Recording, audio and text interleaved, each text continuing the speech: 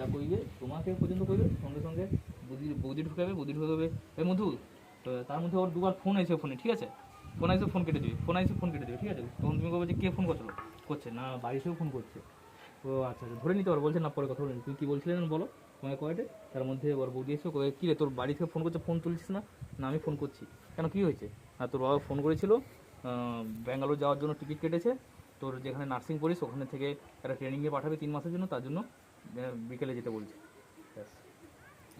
সবটাই ফোনে ঘটে তো।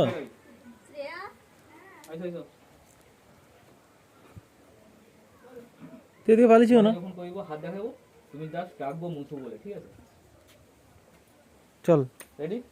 আয় সিধু যা এ গোপাল ঠিক আছে আইছো এই রাইট থেকে যাবো উদা চল মালদা বসে সাপ লাগে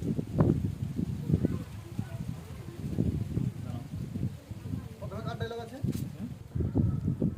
এরাজ এবার দিদিকে বলে দেওয়া উচিত তো মনের কথাটা, কিন্তু বললে আবার কিছু খারাপ ভাববে না তো? কিছু ভাববে না, বলে দেখ না, আর বেশি দেরি করা যাবে না বলছিস? এবার বলে দেখ না কি হয়। তুই আগে ওকে ডাক, আমরা ওই সাইডে লুকিয়ে আছি।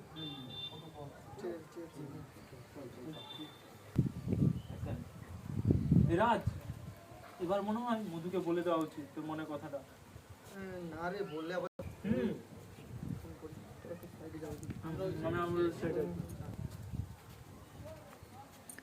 হ্যালো মধু, একটু ছাদের উপরে আসবে তো?